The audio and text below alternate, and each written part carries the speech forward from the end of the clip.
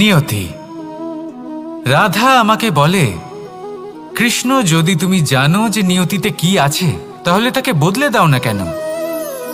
মহাদেব আমাকে বলেন যে শ্রীকৃষ্ণ, যদি আপনি এটা জানেন যে সাম্বের নিয়তি এটাই, তাহলে আপনি তাকে বদলানোর চেষ্টা কেন করেন? কেন?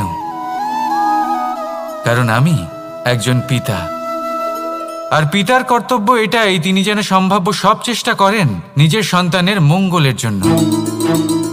নিয়তি আমি জানি, কিন্তু এটাও আমি জানি যে কর্মের থেকে বড় আর কোনো নিয়তি হতে পারে না। অভিজ্ঞতাও রয়েছে যে কর্মের হাতে নিয়তির এই চক্র বদলে যেতে পারে। তাই জীবনে যদি আপনার কখনো এমন মনে হয় যে এটা তো অসম্ভব, তখনও চেষ্টা করা কখনোই ছাড়বেন না। কে বলতে পারে আপনারই কর্মের কোনো এক বীজ হয়তো নিয়তির চাকায় আটকে গেল, আর নিয়তিকে নিজের পথ পাল্টাতে হলো, ঠিক কি না? সেই জন্য নিয়তিকে ভাগ্য মেনে নিয়ে চুপ করে বসে থাকবেন না। নিজের নিয়তি স্বয়ং নিজের কর্মের দ্বারা নির্ধারিত করুন, কারণ আপনার এই কর্মের ওপরেই আপনার অধিকার রয়েছে, আর এই অধিকারকে নিয়তি অনেক সময় সম্মানও করে। তাহলে আসুন আর আমার সাথে ভালোবেসে বলুন, রাধা রাধা। শক্তি এক অত্যন্ত বিচিত্র বস্তু, বা বলতে পারেন অনুভূতি। আসুন আপনাকে সহজে বোঝাই। যদি আপনি সুপাত্র হন আর আপনাকে শক্তি দেওয়া হয়, তাহলে আপনি সেই শক্তির গুরুত্ব বুঝবেন, কোথায় সেই শক্তি প্রয়োগ করা উচিত সেটা বুঝবেন। আর এটা যেহেতু অর্জন করা শক্তি হবে, সেই শক্তির অপব্যবহার হবে না। কিন্তু যদি এই আপনি কুপাত্র হন আর যদি আপনাকে এই শক্তি দেওয়া হয়, তাহলে কি হবে? দেখতে গেলে এই শক্তি আপনি দান হিসেবে পেয়েছেন, তাই না আপনি এই শক্তির গুরুত্ব বুঝবেন, আর না এর প্রয়োগ আপনি জানবেন। তার অপব্যবহার হওয়া সুনিশ্চিত। তাই যদি আপনি কোনো শক্তি অর্জন করতে চান, তাহলে আগে তার যোগ্য হয়ে উঠুন। পুত্র নয়, পাত্র হয়ে উঠুন। আর আমার সাথে ভালোবেসে বলুন, রাধা রাধা। কথায় আছে, প্রত্যেক পুত্র তার পিতার প্রতিচ্ছবি হয়, আর সমস্ত প্রতিচ্ছবি চায় যেন সে তার অস্তিত্ব প্রাপ্ত করতে পারে। পুত্র চায় সে যেন তার পিতার মতো হয়, বা কখনো কখনো তার থেকেও শ্রেষ্ঠ হয়। সেটা কোনো অনুচিত ব্যাপার নয়। অনুচিত তখন হয় যখন পুত্র নিজের পিতার মতো হবার স্বপ্ন পূরণ করতে গিয়ে বা তার থেকেও শ্রেষ্ঠ হওয়ার স্বপ্ন পূরণে অনুচিত পথের আশ্রয় নেয়। কারণ তারপরে সে তার পিতার গুণগুলি আত্মসাৎ করতে চায় না। সে শুধুই এটা চায় যে সংসারের চোখে যেন আমি শ্রেষ্ঠ প্রমাণিত হই। এটা অনুচিত। সংসারে এমন অনেক মানুষ আছেন যারা এই কারণে শ্রেষ্ঠ হবার চেষ্টা করেন যাতে তার পরিবারের তার পিতার সম্মান বৃদ্ধি পায়। এমনও মানুষ থাকেন, আর এটাই হলো পার্থক্য উদ্দেশ্যের। মনে রাখবেন, যদি আপনার উদ্দেশ্য শুভ হয় তাহলে পথও শুভ হবে, যদি আপনার উদ্দেশ্য অশুভ হয় তাহলে পথও অশুভ হবে। তাহলে নিজের পিতার মতো হবার চেষ্টা অবশ্যই করুন, তার থেকেও শ্রেষ্ঠ হওয়ার চেষ্টা অবশ্যই করুন, কিন্তু মনে রাখবেন আপনার সংকল্প আর আপনার উদ্দেশ্য এই দুই শুভ হওয়া উচিত। তাহলে আসুন আর আমার সাথে ভালোবেসে বলুন, রাধা রাধা। শক্তি শক্তি অর্জন করা এতটা কঠিন নয় যতটা শক্তি লাভ করার পরে সেই শক্তি সামলানো কঠিন হয়। কারণ যেই মানুষ শক্তি লাভ করে তার মনে গর্ববোধ জন্মায়, জন্মায় অহংকার, জন্মায় জেদ। তাই শক্তি প্রাপ্ত করার সাথে বিনম্র থাকাও অত্যন্ত আবশ্যক। আর এটা আমাদের শেখা উচিত বৃক্ষের থেকে। বৃক্ষ যা আমাদের ফল দেয়, বৃক্ষ যা যত ফল দেয় ততটাই ঝুঁকে যায়। আমরা পাথর মারি ওই বৃক্ষের থেকে ফল প্রাপ্ত করার জন্য। সেই পাথরের মার সহ্য করেও বৃক্ষ আমাদের ফল দেয়। কোনো গর্ববোধ নেই, কোনো অহংকার বোধ নেই, আর সেই জন্য এই বৃক্ষের পুজো করা হয়। এটাই হলো মাহাত্ম্য শক্তির সাথে বিনম্রতার। যদি এই শক্তি সৃজন করে থাকে, সাহায্য করে থাকে, সম্বল হয়ে থাকে, তবেই সেই শক্তি উপযুক্ত। আর নয়তো সেই শক্তি একদিন আপনাকে আসক্ত অবশ্যই করবে। তাহলে শক্তি অবশ্যই অর্জন করুন, কিন্তু তার সাথে সেই শক্তি সামলানোর মতো বিবেকও আপনাকে অবশ্যই জাগ্রত করতে হবে। তাহলে আসুন আমার সাথে ভালোবেসে বলুন, রাধা রাধা। আমাদের জীবনে দুই ধরনের সম্পত্তি হয়ে থাকে, এক হলো ভৌতিক সম্পত্তি, এক হলো জৈবিক সম্পত্তি। অর্থ, সম্পদ, সুবিধে, খাদ্য, এইসব ভৌতিক সম্পত্তির মধ্যে পড়ে। ব্যক্তি, মিত্র, পরিবার, আমাদের আপনজন, আত্মীয় স্বজন সব জৈবিক শ্রেণীতে পড়ে। আর প্রত্যেক মানুষের পক্ষে এই বিভাজন বোঝা অত্যন্ত আবশ্যক, কারণ মূলত আমাদের ব্যবহার দুই রকমের হয়ে থাকে। হয় আমরা ভালোবাসি বা আমরা সদ্ব্যবহার করি। আর সবথেকে বড় ভুল আমরা তখন করি যখন আমরা বুঝতেই পারি না যে ভালোবাসবো কাকে আর ব্যবহার করব কাকে। আমরা ভৌতিক সম্পত্তি ভালোবেসে ফেলি আর ব্যবহার করি জৈবিক সম্পত্তিকে, যেখানে এটা অনুচিত। জৈবিক সম্পত্তিকে ভালোবাসুন আর ভৌতিক সম্পত্তিকে ব্যবহার করুন। যেদিন আপনার মধ্যে এই বোধ জাগ্রত হবে যে কাকে ভালোবাসবেন আর কাকে ব্যবহার করবেন, সেই দিন আপনার জীবনে শুধুই শান্তি বিরাজমান হবে। আর তখন এই মন প্রসন্ন হয়ে বলবে, রাধা রাধা। কাল, আজ এবং কাল, আমাদের সমগ্র জীবন এই তিনটির আশেপাশেই ঘুরতে থাকে। আমরা সবসময় বিগত সময়ের বিষয়ে ভাবতে থাকি। অতীতে যদি আমাদের দ্বারা কোনো ভুল হয়, সেই বিষয়ে ভেবে ভেবে আমরা সবসময় অনুতাপ করতে থাকি। এটা উচিত নয়। দেখুন, অতীতের থেকে শিক্ষা লাভ করা অত্যন্ত আবশ্যক, কিন্তু সেই ভুল যাতে আবার না হয় সেই কাজটা কিন্তু আপনাকে বর্তমানেই করতে হবে, তাই না? দ্বিতীয় কথা, আমরা সবসময় ভাবি আগামী দিনের বিষয়ে, ভবিষ্যতের বিষয়ে। আমরা ভাবি যে কাল করে নেব, আজ এই কাজ করতে পারছি না, কোনো ব্যাপার নয়, কাল করে নেব। আজ কাজটা শুরু করতেই পারলাম না, কোনো ব্যাপার নয়, কাল করে নেব। আজকের দিনটাই ভালো ছিল না, কোনো ব্যাপার নয়, সেটা কাল করে নেব। ব্যাপারটা বুঝুন, আপনি নিজের সময় নষ্ট করছেন। দেখুন, এই যে কাল, তা কখনোই আপনার হাতে আসবে না। তাই যে কাজ করতে চান সেটা আজকেই করুন, অন্তত শুরুটা করুন। কারণ এই আগামী সময় তা সবসময় আপনার থেকে এক কদম আগে থাকবে, একদিন এগিয়ে থাকবে। জানেন কেন? কারণ এই কাল আপনার জন্য অপেক্ষা করবে না, সেই জন্য আপনিও এর জন্য অপেক্ষা করবেন না। যা করার তা আজকেই শুরু করুন। কারণ যে বর্তমানে নিজের ভিত স্থাপন করেন না, ভবিষ্যৎকালে তার সুন্দর শক্তিশালী ভবন কখনো নির্মাণই হয় না। আসুন আর আমার সাথে ভালোবেসে বলুন, রাধা রাধা।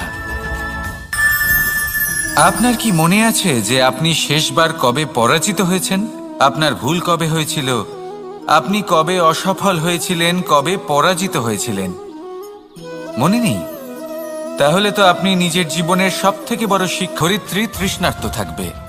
প্রকৃতি আমাদের এটাই শেখায় যে হার, অসফলতা, পরাজয় এগুলো আমাদের জীবনে আসবেই আসবে, আর আমাদের শিক্ষা দিতে আসবে, আমাদের মঙ্গলের জন্য আসবে। তাই নিজের দৃষ্টিভঙ্গি সেরকমই রাখুন।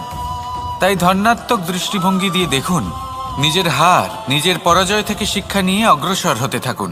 নিশ্চিত রূপে আপনি জয়ী হবেন। আর যখন জয়ী হবেন, তখন মন প্রসন্ন হয়ে বলবে, রাধা রাধা। কথায় আছে, এই জীবন একটা যুদ্ধ, একটা লড়াই। নিজের অস্তিত্বের জন্য, নিজের মূল্যের জন্য যোদ্ধা নই, কিন্তু বিষয়টা তা নয়। একটা অত্যন্ত গুরুত্বপূর্ণ কথা আপনাকে মনে রাখতে হবে। কোনো যোদ্ধা জন্ম থেকে যোদ্ধা হন না, তিনি চয়ন করেন যে তিনি যোদ্ধা হবেন কিনা। তিনি তখনই একজন যোদ্ধা হয়ে ওঠেন যখন তিনি পিছু হটবেন না বলে দৃঢ় প্রতিজ্ঞ হন।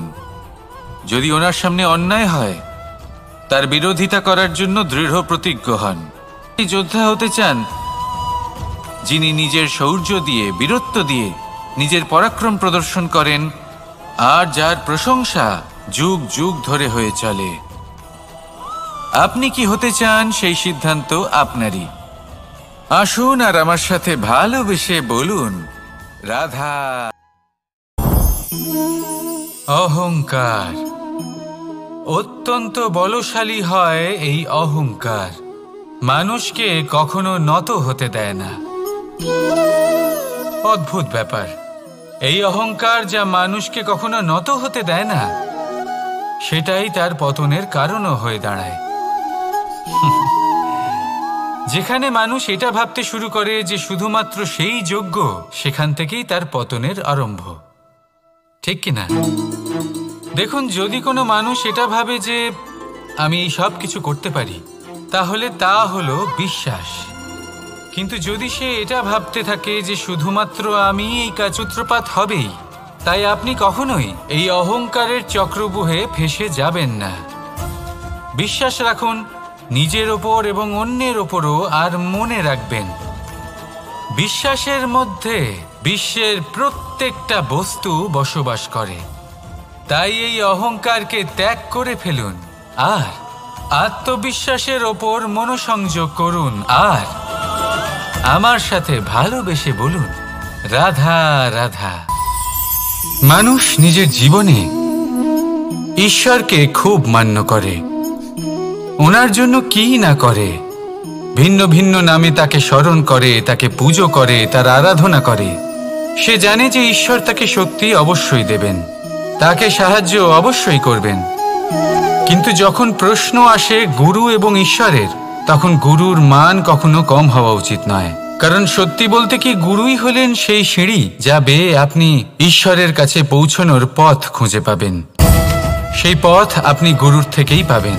গুরু না থাকলে আপনি কখনো ঈশ্বর লাভ করতেই পারবেন না। আর জীবনে অনেক সময় লক্ষ্যের থেকেও অনেক বেশি গুরুত্বপূর্ণ হলো পথ। তাই এই পথের সম্মান করতে শিখুন, অর্থাৎ গুরুকে সম্মান করতে শিখুন। কারণ গুরুই হলেন পরমেশ্বর।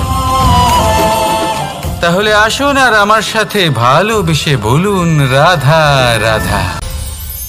আপনার জীবনে আপনার প্রকৃত বন্ধু আসলে কে?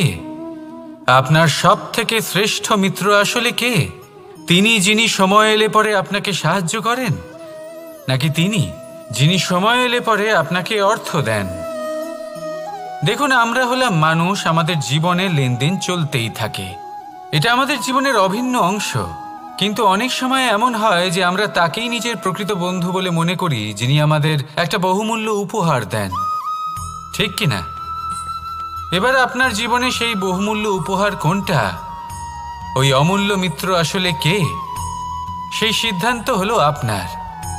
কিন্তু যদি আপনি আমাকে জিজ্ঞেস করেন, তাহলে আমার মতে স্বর্ণ, হিরে, মুক্ত, ধন এগুলো বহুমূল্য নয়। বহুমূল্য হলো সঙ্গ, যখন আপনি একা হয়ে যাবেন; সময়, যখন আপনার তাকে প্রয়োজন হবে; সমর্পণ, যখন আপনার বিশ্বাসের প্রয়োজন পড়বে।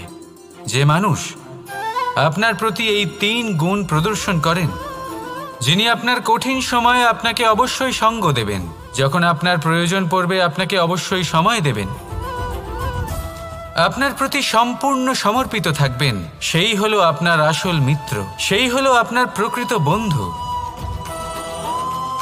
কারণ সত্যি বললে, বন্ধুত্বের অর্থই হলো নিজেকে সম্পূর্ণরূপে কারোর কাছে সমর্পণ করে দেওয়া। তাই আপনার সেই বন্ধুর জন্য নিজের প্রাণ উজাড় করে দিন আর ভালোবেসে বলুন রাধা রাধা। মানুষ জীবনে 3টে কাজ অবশ্যই করে থাকে: কিছু দান করে, কিছু গ্রহণ করে, আর কিছু ত্যাগ করে দেয়। এটাও ভাবতে থাকে যে এটা করলে কিভাবে করবে। দেবার জন্য পর্যাপ্ত ধন নেই, নেবার জন্য সংসারে অত স্নেহ নেই, আর ত্যাগ করার জন্য জীবনে এত সুখই নেই, তাহলে কিভাবে করবে? আসলে আমরা বস্তুগত চাহিদা অর্জনে এত ব্যস্ত হয়ে পড়ি যে আমরা বুঝতেই পারি না যে কি নেবার আছে, কি দেবার আছে, আর কি ত্যাগ করার আছে। তাহলে আজ আমি আপনাকে বলেই দিই, মনে রাখবেন এই তিনটে গুরুত্বপূর্ণ গুণ, তিনটে গুরুত্বপূর্ণ কথা। দেবার জন্য আছে দান, নেবার মতো আছে জ্ঞান, আর ত্যাগ করার মতো আছে অহংকার। যখন আপনি দান করতে শিখে যাবেন, জ্ঞান অর্জন করার শক্তি আপনা থেকেই আপনার মধ্যে চলে আসবে। আর যখন এই জ্ঞান আপনার মধ্যে প্রবেশ করবে, অহংকার আপনা থেকেই আপনার থেকে দূরে চলে যাবে। যে ব্যক্তি এই তিনের মধ্যে ভারসাম্য বজায় রাখতে পারে, তার বর্তমান, ভূত, ভবিষ্যৎ, লোক, পরলোক সব কিছু শুধরে যায়। যেই দিন আপনি দান করতে শিখে যাবেন, জ্ঞান আহরণ করতে শিখে যাবেন, অভিমান ত্যাগ করতে শিখে যাবেন, আপনার সর্বশক্তিশালী, সর্বশক্তিমান পরমেশ্বরেরও প্রয়োজন পড়বে না। কারণ তখন ঈশ্বর আপনার মধ্যেই বাস করবেন। তাহলে আসুন আর আমার সাথে ভালোবেসে বলুন, রাধা রাধা। জীবনে অনেক সময় সমস্যা আমাদের চারদিক থেকে ঘিরে ফেলে। এই সমস্যা নানান ধরনের হতে পারে। আর্থিক সমস্যা হতে পারে, পারিবারিক সমস্যা হতে পারে, কোনো সম্পর্ক নিয়ে সমস্যা হতে পারে, কখনো কোনো দৈনিক সমস্যা হতে পারে, কখনো কোনো দ্বন্দ্ব হতে পারে, অনেক সমস্যা হতে পারে। কিন্তু যখনই কোনো সমস্যা আসে, আমাদের মনে তার জন্য একটা উত্তর অবশ্যই থেকে থাকে, যা আমাদের অন্তরে রয়েছে। একে আমরা বলি আত্মা। আত্মা হলো পরমাত্মারই রূপ, আর পরমাত্মা তা কখনোই কিছু অনুচিত চাইবে না, তাই তো? এই আত্মা খুব ভালো করে জানে যে কোনটা উচিত আর কোনটা অনুচিত। যদি আসল বিষয়ের কথা বলি, তাহলে আপনাকে নিজের মনকে বুঝতে হবে। কারণ আত্মা তো পরমাত্মা থেকেই আসে, কিন্তু এই মন মানুষ জন্ম থেকেই প্রাপ্ত করে, যার বিকাশ হয় এই সংসারকে দেখে। যেদিন আপনার এই মন আর আপনার এই আত্মা, এই দুই এক হয়ে যাবে, আত্মসাৎ হয়ে যাবে, সেদিন আপনার জীবনে না কোনো সমস্যা থাকবে, না কোনো ঝঞ্ঝাট থাকবে, না কোনো সংকট থাকবে। কারণ আপনার কাছে সেই সমস্ত সমস্যার, সমস্ত বিপদের সমাধান থাকবে, আর তাও আপনারই অন্তরে। তাহলে আসুন আর আমার সাথে ভালোবেসে বলুন, রাধা রাধা। ভক্তি আর শক্তি, এই দুইয়ের মধ্যে সম্পর্ক অত্যন্ত সরল। মানুষ ভক্তি করেন যাতে তিনি শক্তি লাভ করতে পারেন, আর শক্তি লাভ করার পরে ভক্তিভাব ভুলে যান, আর শক্তির প্রতি আসক্তিতে মত্ত হয়ে যান, আর সেখান থেকেই তার বিনাশ শুরু হয়। কেন? কারণ ভক্তির দ্বারা প্রাপ্ত শক্তি অন্য কারোর হিতের জন্য ব্যবহার করতে হয়, অন্য কারোর মঙ্গল করার জন্য ব্যবহার করতে হয়, কারোর বিনাশের জন্য নয়। এবার যদি আমি আপনাদের একটা উদাহরণ দিয়ে বোঝাই, তাহলে কোদাল দিয়ে আমরা মাটি কোপাতে পারি, একটা গর্ত খুঁড়তে পারি, যাতে একটা নতুন বৃক্ষ জন্ম নিতে পারে, একটা বৃক্ষ যা অন্য জীবকে ফল প্রদান করবে, যাত্রীদের ছায়া প্রদান করবে। কিন্তু এই কোদালের ব্যবহার যদি আমরা অন্য কারোর ক্ষতি করার জন্য করি, তাহলে ক্ষতি শুধুমাত্র আমাদেরই হবে। তাই জীবনে যদি আপনি কোনো শক্তি লাভ করেন, হয়তো ভক্তির দ্বারা বা অন্য যেখান থেকেই হোক, তার সদ্ব্যবহার করতে শিখুন, নয়তো এই প্রাপ্ত শক্তি আপনার পতনের কারণ হয়ে দাঁড়াবে। তাহলে আসুন আমার সাথে ভালোবেসে বলুন, রাধা রাধা। বরদান অত্যন্ত বিচিত্র এক বিষয়, কিন্তু দেখতে গেলে এই বরদান কি না করতে পারে। এক দরিদ্রকে রাজা বানিয়ে দিতে পারে, একজন দুর্বলকে এই সংসারের সবথেকে শক্তিশালী ব্যক্তি বানিয়ে দিতে পারে। কিন্তু আমরা ভুলে যাই এক অত্যন্ত গুরুত্বপূর্ণ কথা, বরদান এই শব্দের শেষে দান লুকিয়ে রয়েছে। এই দান কথাটা অত্যন্ত গুরুত্বপূর্ণ। আমাদের মনে রাখা উচিত এই বরদান আমরা দানে পেয়েছি, আর তাই তার সম্মান করা উচিত, কখনোই অহংকার করা নয়। আর যে ব্যক্তি বরদান পেয়ে অহংকার করেন, তার যা ক্ষতি হয় তা হলো এই বরদান তার থেকে কেড়ে নেওয়া হয়। বর অর্থাৎ শ্রেষ্ঠ, অর্থাৎ বরদানের অর্থ হলো একটা শ্রেষ্ঠ দান, এবং তার ব্যবহার যদি আপনি কারোর ক্ষতি করার জন্য করেন তাহলে ক্ষতি শুধুই আপনার হবে। তাহলে এই বরদানের সম্মান করুন, উচিত পথে চলুন আর উচিত উদ্দেশ্য নিয়ে এর ব্যবহার করুন, সব কিছু ভালোই হবে। তাহলে আসুন আর আমার সাথে ভালোবেসে বলুন, রাধা রাধা। পিতা আর পুত্রের সম্পর্ক অত্যন্ত মধুর হয়ে থাকে। পিতা স্বপ্ন দেখেন, তাকে পূর্ণ করার সকল সম্ভাব্য চেষ্টা করেন, কিন্তু তাও অনেক সময় ওনার স্বপ্ন অপূর্ণ থেকে যায়। তখন পিতা ভাবেন যে স্বপ্ন উনি পূর্ণ করতে পারেননি ওনার সন্তান তা অবশ্যই পূরণ করবে। যে স্থানে উনি কখনো পৌঁছতে পারেননি সেই স্থানে ওনার পুত্র অবশ্যই পৌঁছবে। পিতা নিজের সন্তানের ভবিষ্যৎ নিয়ে সেই স্বপ্ন দেখেন, আর যখন সেই সন্তান সামনে এগোতে থাকে তখন তার দুঃখ হয় না, বরং গর্ব হয়। ওনার ভালো লাগে এটা দেখে যে ওনার সন্তান অনেক উন্নতি করছে। কিন্তু যখন সন্তান নিজের অভিভাবকের শক্তি দেখে, তার যশ দেখে হিংসা করতে থাকে, সমস্যা সেইখানেই শুরু হয়। সেই জন্য সকল সন্তানকে এটা মনে রাখতে হবে, দেখুন, পুত্র হবার সুবাদে, এক সন্তান হবার সুবাদে এটা হলো আপনার অধিকার যে আপনি আপনার পিতার থেকে বেশি উন্নতি করবেন। আপনার পিতাও এটাই চান, কিন্তু সুস্থভাবে এটা করুন। একটা রেখা টেনে নিন যাতে আপনি তাতে এগোতে পারেন আর আপনার পিতার তাতে গর্ববোধ হয়, আর সেই বিষয়ে দুঃখ না হয় যে আমার সন্তান আমাকেই ছোট করার চেষ্টা করছে। ইতিহাস সাক্ষী রয়েছে, যে মানুষ অন্য কাউকে ছোট করার চেষ্টা করেছেন সেই মানুষই ছোট হয়ে গেছেন। আর আমার মনে হয় না আপনি এটা চান, কারণ কোনো একদিন আপনিও কারোর পিতা হবেন। আসুন আমার সাথে ভালোবেসে বলুন, রাধা রাধা। সাথী। সাথী এই শব্দটির ব্যাখ্যা কে কিভাবে করে? মিত্র, সখা, বন্ধু, কিন্তু অর্থ একটাই।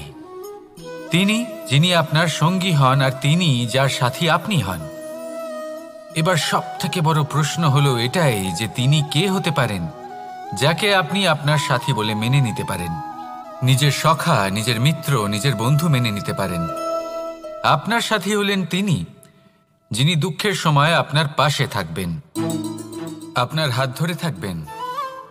আপনার সাথী হলেন তিনি যার হাত আপনি নিজের সুখের দিনে ধরে থাকবেন।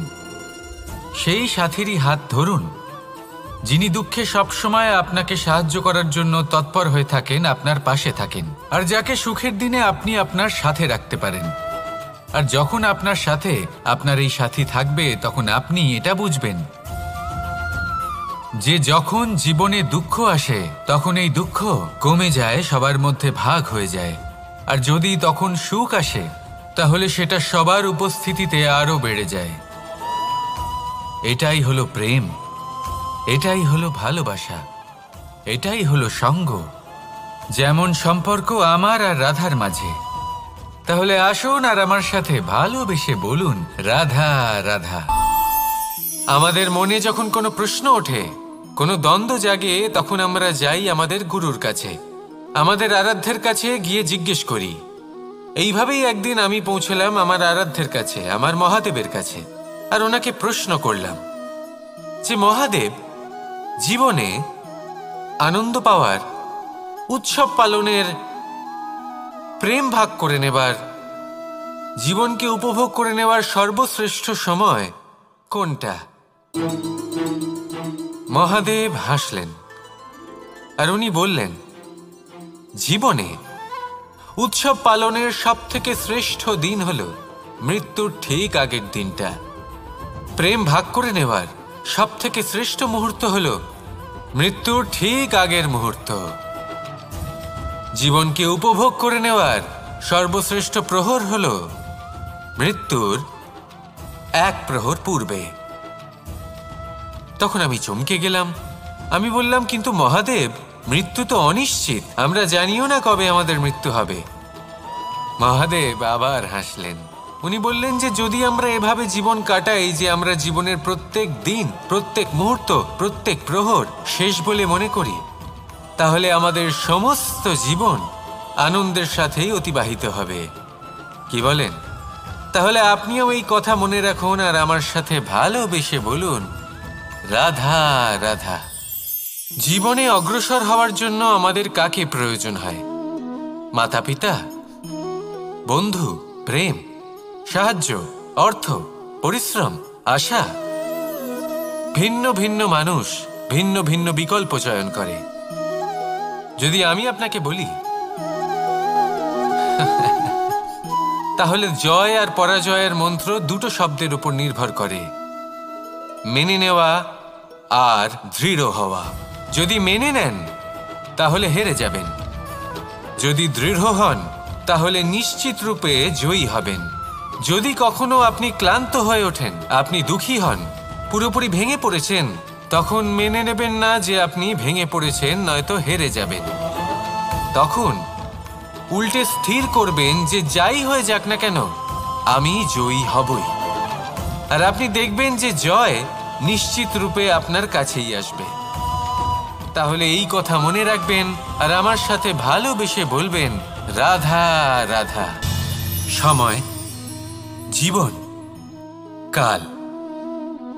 দেখতে গেলে এই তিনটি শব্দ একটি শব্দেরই সমার্থক শব্দ মনে হয়, কিন্তু এই শব্দগুলি এই জীবন, একে যাপন করতে হয়।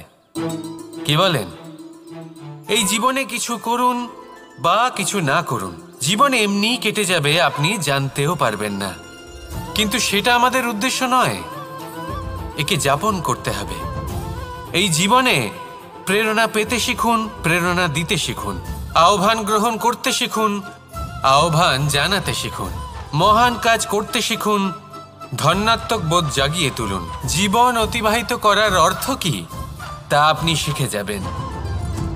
কারণ সময় কেটে যায়, সমস্ত যুগ কেটে যায়, কিন্তু জীবনের রীতি জীবন কাটিয়ে দেওয়া নয়, জীবন যাপন করা। এই জীবন সম্পূর্ণরূপে অনুভব করতে হবে, নতুন পথ বানাতে হবে। এবারে যদি এই জীবন বাঁচার সময় একটা আনন্দময় অনুভূতি লাভ করবেন, তাহলে এটাই করুন আর আমার সাথে ভালোবেসে বলুন, রাধা রাধা। আপনি কি কখনো কোনো জলের ধারা দেখেছেন? তার সামনে যতই মাটি থাকুক না কেন, যতই কাদা থাকুক না কেন, যখন এই জলপথ নিজেই তৈরি করে নেয়, তাহলে আপনিও এরকম জলের মতো হয়ে উঠুন। যদি হয়ে উঠতে পারেন, তাহলে নিজের মনের, নিজের ভাবনার, নিজের জীবনের যত অনাবশ্যক তত্ত্ব আছে, অনুপযোগী অংশ রয়েছে, অর্থাৎ অপরিষ্কার অংশ রয়েছে, তা নিজে থেকেই নির্মল হয়ে উঠবে। আর যেরকম জলের ধারা কখনো থেমে থাকে না, সব সময় বয়ে চলে, সেইভাবে আপনিও কখনোই থামবেন না, সবসময় বয়ে চলুন, এগোতে থাকুন। পথে যদি অনেক বিপদ আসে, সমস্যা আসে, থামবেন না, তার উপর নিরন্তর প্রহার করুন, নিরন্তর প্রয়াস করুন আর অগ্রসর হন। আপনি ভেবে দেখুন, এই জলের ধারা কখনো থেমে থাকে না, সবসময় বয়ে চলে, বিপদের সম্মুখীন হয়ে তাকে সাথে বয়ে নিয়ে চলে। সেই জন্য জলের ধারা, প্রবাহমান এই ধারা, এর থেকে কখনো দুর্গন্ধ আসে না, এতে কখনো ময়লা জমতে পারে না, বরং পালিত হয় সুন্দর প্রাণবন্ত জীবজন্তু, যেমন সুন্দর ছোট মাছ পাবেন। আর তার সাথে নিজের অন্তরের যে মালিন্য রয়েছে, তা আপনি নিজেই নিজের থেকে দূরে করে দেবেন। তাহলে আসুন আর আমার সাথে ভালোবেসে বলুন, রাধা রাধা। এবার অনেক সময় মানুষের মনে এরকম প্রশ্ন আসে যে এই সংসারে সবথেকে বড় বিপদ কি? কেউ বলে ধর্ম সংকট, আবার কেউ বলে প্রাণের উপর আসা সংকট। প্রত্যেক মানুষের জীবনে বিভিন্ন সংকট আসে, আর এই সমস্ত সংকট অত্যন্ত বিচিত্র হতে পারে। এই সমস্ত সংসার হলো সংকট দ্বারা পরিপূর্ণ। ঠিক আছে, আপনাকে একটা উদাহরণ দিই। চাপতে না পারে তাহলে সে ধরা পড়ে যেতে পারে, ঠিক কিনা? আবার অনেক সময় এমনও হয় যে যার জন্য আমি সংকট, সেও আমার কাছে সংকট। যেমন এই পরিস্থিতিতে দেখুন, সংকট হলো সংকট, এ তো জীবনে থাকবে, কিন্তু এর সম্মুখীন কিভাবে হওয়া যায়? খুব সরল। সব এটার ওপর নির্ভর করে, মনের ওপর। এই মনকে নিয়ন্ত্রণ করলে সব ঠিক থাকবে। এবার যদি ধনী ব্যক্তি মনকে নিয়ন্ত্রণ করে ফেলেন, নিজের অর্থের ব্যবহার শুভ কাজের জন্য, সমাজের সেবার জন্য বিকাশ করতে করেন, ওই অর্থকে একত্রিত করে না রাখেন, তাহলে চুরির সমস্যা, এই সংকট সেখানেই কেটে যাবে। এবার যদি কথা বলি সেই চোরের, তাহলে চোর যদি নিজের মনকে সংযত করে নেয়, যদি নিজের কর্মকে নিয়ন্ত্রণ করতে পারে, তাহলে এমন কোনো স্বর নেই, এমন কোনো স্বর নেই যা ওকে ধরা পড়তে বাধ্য করবে। সেই জন্য জীবনে সংকট যতই আসুক, যত বড়ই সংকট আসুক না কেন, কবচ হলো একটাই, আর এই কবচের নাম হলো আত্মনিয়ন্ত্রণ। নিজের মনকে নিয়ন্ত্রণের ভালোবেসে বলুন, রাধা রাধা। এই দড়িটা দেখুন, ছোট ছোট রেশম দ্বারা তৈরি, এটা সরু সুতো দ্বারা তৈরি হয়েছে এটা, আর এ অত্যন্ত কোমলও বটে। আর আপনি চাইলে এটা সোজাও করে দিতে পারেন, আর চাইলে এটা বেঁকিয়েও দিতে পারেন, আর যদি চান তাহলে এটা গোল গোল করে বেঁধে কোথাও রেখেও দিতে পারেন।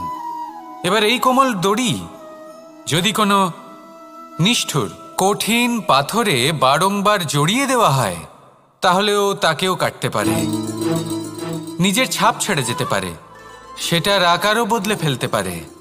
এবার এর কারণ কি? এর কারণ হলো অভ্যাস আর নিরন্তর প্রচেষ্টা। যদি আপনিও চেষ্টা করেন আর নিরন্তর কর্ম করে যান, তাহলে আপনার প্রারব্ধ পাথরের মতো কঠিনই হোক না কেন, তাতে ভাঙন ধরিয়েও আপনি নিজের লক্ষ্যে অবশ্যই পৌঁছতে পারবেন। একটা গুরুত্বপূর্ণ কথা মনে রাখবেন, সুকর্মের অভ্যাস আর নিরন্তর প্রয়াস, এই হলো সাফল্যের মন্ত্র। তাহলে জীবনে এই মন্ত্র আনুন আর আমার সাথে ভালোবেসে বলুন, রাধা রাধা। বসন্ত ঋতু, এই সময় মন আনন্দে ভরে থাকে, এমন মনে হয় যেন আমরা আকাশে বিচরণ করতে চলে যাই, কিন্তু সেটা তো সম্ভব নয়। সেই জন্য হয়তো আমরা ঘুড়ি ওড়াই, এই ঘুড়িকে নিজেদের প্রতিরূপ মনে করে। এবার অনেক মানুষ আছেন যারা ঘুড়ি ওড়ান, কিন্তু এই কর্মের সারমর্ম কি সেটা কজন বুঝতে পারেন? আপনি এটা মনে করুন যে আপনি হলেন সেই ঘুড়ি, আর এই সুতো যিনি ধরে রয়েছেন তিনি হলেন পরমাত্মা। আর এই সুতো যেখান থেকে শুরু হয়, সেই লাটাই হলো আমাদের কর্মচক্র। এবার আপনি নিজেই অনুমান করুন যে এই উড়ান কার ওপর নির্ভরশীল? পরমাত্মার ওপর আর আপনার কর্মের ওপর। যদি পরমাত্মা আপনার হাত ধরে থাকেন, আপনার সাথে থাকেন, যদি আপনি শুভ কর্ম করতে থাকেন, আপনি এই আকাশে উড়তে থাকবেন। কিন্তু কোথাও কোথাও যদি পরমাত্মার সাথে এই বন্ধন ছিন্ন হয়, আপনার কর্মচক্র খারাপ হয়ে যায় বা থেমে যায়, তাহলে আপনার এই ঘুড়ি কেটে যাবে আর দূরে কোনো গাছের ডালে গিয়ে আটকে যাবে। তাই শুধুমাত্র ঘুড়ি ওড়াবেন না, তার থেকে শিখুন, পরমাত্মার সাহচর্যে থাকুন, সবসময় শুভ কর্ম করতে থাকুন আর সবসময় এই আকাশে উড়তে থাকুন। আসুন আর আমার সাথে ভালোবেসে বলুন, রাধা। নিয়তি। রাধা আমাকে বলে, কৃষ্ণ, যদি তুমি জানো যে নিয়তিতে কি আছে, তাহলে তাকে বদলে দাও না কেন? মহাদেব আমাকে বলেন যে শ্রীকৃষ্ণ, যদি আপনি এটা জানেন যে সাম্বের নিয়তি এটাই, তাহলে আপনি তাকে বদলানোর চেষ্টা কেন করেন? কেন? কারণ আমি একজন পিতা, আর পিতার কর্তব্য এটাই, তিনি যেন সম্ভাব্য সব চেষ্টা করেন নিজের সন্তানের মঙ্গলের জন্য। নিয়তি আমি জানি, কিন্তু এটাও আমি জানি যে কর্মের থেকে বড় আর কোনো নিয়তি হতে পারে না। অভিজ্ঞতাও রয়েছে যে কর্মের হাতে নিয়তির এই চক্র বদলে যেতে পারে। তাই জীবনে যদি আপনার কখনো এমন মনে হয় যে এটা তো অসম্ভব, তখনও চেষ্টা করা কখনোই ছাড়বেন না। কে বলতে পারে আপনারই কর্মের কোনো এক বীজ হয়তো নিয়তির চাকায় আটকে গেল আর নিয়তিকে নিজের পথ পাল্টাতে হলো, ঠিক কি না? সেই জন্য নিয়তিকে ভাগ্য মেনে নিয়ে চুপ করে বসে থাকবেন না।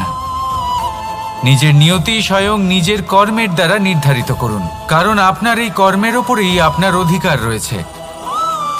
আর এই অধিকারকে নিয়তি অনেক সময় সম্মানও করে। তাহলে আসুন আর আমার সাথে ভালোবেসে বলুন রাধা রাধা।